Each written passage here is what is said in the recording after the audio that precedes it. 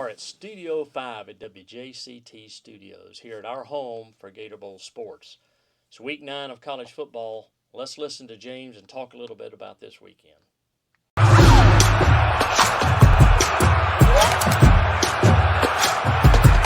Visit your local Toyota dealers today. Toyota, let's go places.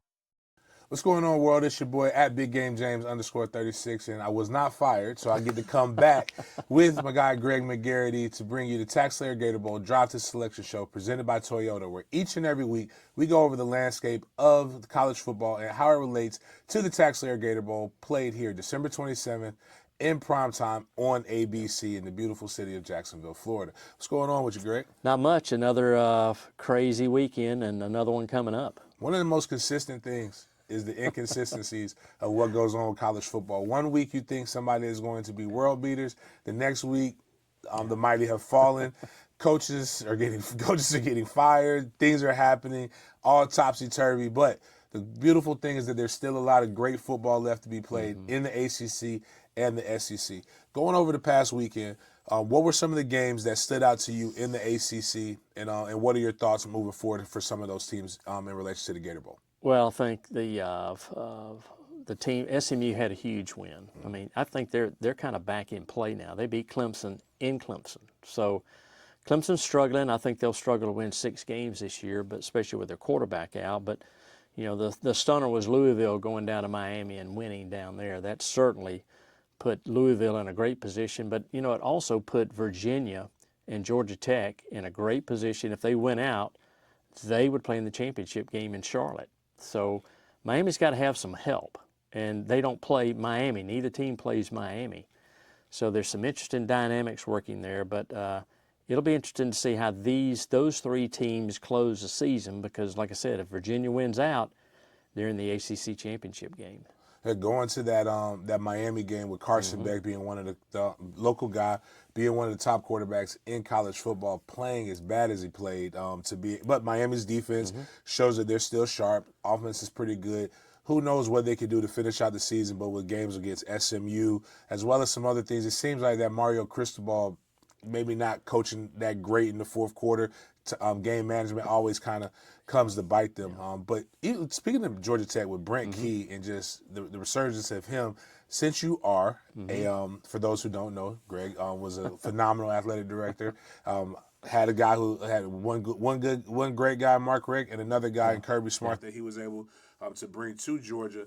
What do you talk to your guy, Brent? Like, Brent Key's probably got some guys looking at him, and how do you keep him focused? Well, I think that there's no doubt that Brent Key is going to be at Tech for a long, long time. I think once you get the alumni, and Brent was actually played in the Gator Bowl for Georgia Tech years ago. So I think those guys are immovable as long as you're taking care of them and not taking them for granted that they'll always be there. You need to treat them right, and I'm sure Georgia Tech will, but he's done a phenomenal job this year. They won some close games this year. The game at Wake Forest was really close.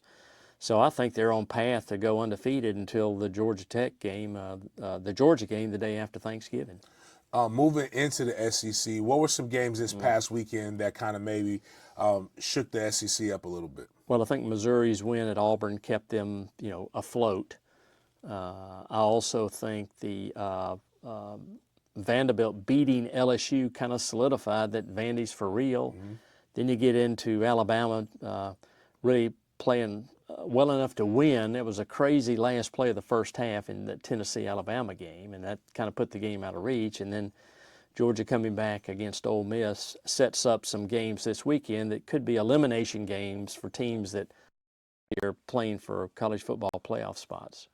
Moving into that, great segue into this coming up weekend. We'll talk about the ACC slate a little bit after the SEC one because it's a little lighter. Give us some of the matchups in the SEC that people should be looking forward to and why. Well, I think it's a triple header, James. I think you're starting off with Ole Miss at Oklahoma. Ole Miss coming off a tough loss and Oklahoma coming off a big win at South Carolina. It's a noontime start, which will be 11 a.m. out there in Norman. So one of those teams is going to really, the loser of that game is going to struggle to work their way back into college football playoff. Then you're following Missouri at Vandy. And with College Game Day in Nashville for the first time, I know they're very excited. That's new territory for them. but we'll see how Missouri does. That's 2 games on the road. But that'll be an interesting game at 3:30, and then the nightcap, A&M at LSU. And I think before the season, you might have been thinking that would be an elimination game for one team, but A&M is one of the few undefeated teams in the country, and LSU anytime at night in Baton Rouge, but they've got some serious issues offensively there. Things aren't clicking, but at some point in time, the home field advantage has got to play into the decision at some point in time. So I think those are the 3 marquee games this weekend, setting up another big weekend, the first weekend in November. Moving over to the ACC side, not as many blockbuster games, not as much, but what are some of the games that people should kind of be looking forward towards that? Well, we focus on Georgia Tech and Virginia since they're at the top, and I think Syracuse is at Tech, and Syracuse has really struggled since they lost their quarterback. Virginia's at North Carolina. I would say Virginia's favored in that game. North Carolina's really struggling. The really only other game you have is SMU at Wake Forest. SMU's on a little roll here after beating Clemson, so you can't forget about them. But it is rather light in teams, a lot of teams that are already, I think, not going to be eligible for a bowl due to the number of wins, like Boston College and Virginia Tech and Syracuse. I think those teams will really struggle. But this week I think the emphasis is going to be on the SEC and see how things turn out there. And my alma mater is trying to get out of this bye week. Very brutal bye week. They won't lose, that's They for won't sure. lose, yeah. So speaking of those, you're talking about some schools that might not even be bowl eligible. There are some schools that have already reached that mark. So let's talk about, obviously, you see some American doesn't involve us, but that's cool to be able to see. Clearly, Ohio State, Indiana, and Oregon, probably 3 of the better teams in the nation. Big 12, but SEC's giving us a big pool currently of guys to be able to pick from. I think a lot of those schools, we would be happy to get some of those guys coming here to the Gator Bowl. ACC got to play a little bit of catch-up. Is there any scenario where if the ACC doesn't have enough teams eligible for pool play that we would have to go pull from another conference? No, I think we'll be okay there because the ACC has very few teams that will not be eligible. But we have such a high pick. Once the teams are up in the college football playoff, we have the first, second, or third pick. So we're going to be in great shape there in both conferences. So unlike some other years, I don't think there'll be a shortage in either conference. So with that being said, we see the schools that are eligible already on the SEC side, so it's looking good. ACC will take care of itself as the season continues to progress. Again, it feels like it's almost done. And it feels like forever to get here. But each and every week you'll see me at Big Game James _36 and Greg McGarity here with the TaxSlayer Gator Bowl Drive to Selection show presented by Toyota. We'll see you guys next week.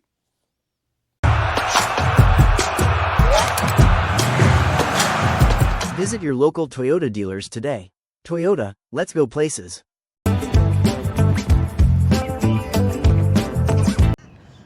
Welcome back to Off the Field. The long-awaited Jermaine is here. We'd like to introduce you to our new ticket operations and membership services manager. Sir, would you like to introduce yourself to the people? Yeah. Hey, everyone. I'm Jermaine. Originally from Jacksonville, North Carolina. Moved from Charlotte, North Carolina, down here to Jacksonville. I'm a Duke fan, so any UNC fans, nice to meet you. Excited to be here. Was an intern here in 2020, so didn't get the full experience. I just had to come back. Thankful to be back. Glad they wanted me back. So here's to another great bowl game. We will send you guys an email today. Probably you'll get it separate from this with Jermaine's contact information, how to get a hold of him. Be easy on him, y'all. Like, give him a little bit of time before you just inundate him with all of your needs, but he's here to get anything you need as it involves ticketing. Yeah. A couple charity just reminders. We touched on some of them last week. We are down to under 2 weeks for applications for the Gator Bowl Charities Award of Excellence Scholarship presented by Momentum Transportation. So if you know any high school senior student athletes, reminder that is a $2,500 scholarship that we will give to 4 local seniors. So I would have you recommend that they apply on our website, TaxSlayerGatorBowl.com, before I think it's November 3rd. So we'll give them through Florida, Georgia, Florida week, and then end of the day that Monday. And then we're excited to have some of our members serve as a selection committee this year, and I'm sure we're going to have 4 outstanding candidates that will receive that and be honored on field during the bowl game. And then in addition to Florida, Georgia next week, we are so excited for the Little Gator Bowl presented by WW Gay. It's one of our favorite events of the year. We get to watch Greater Jacksonville Pop Warner participants play on field at Everbank Stadium. I think this year we're ranging from 6-year-olds up to 10-year-olds throughout the day. It kicks off early in the morning. I want to say at 8 or 8:30. We'll put some times below, and it'll run throughout the day. So we would really recommend that you come, stop by the stadium, and watch these awesome youth play for the city championship game here in our community.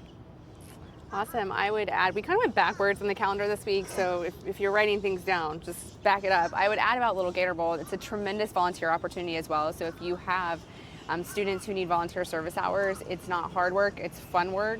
And I know it's a little difficult sometimes to get up that day after the big game on Saturday, but there will be a volunteer opportunity for you and potential family members, especially high school age kids as well. We'll wrap it up by actually kicking off Georgia-Florida week. I think Kayla's right. I think it's Florida-Georgia technically this year, but you know we have a little bulldog leading the organization, so we know who writes our paycheck, right?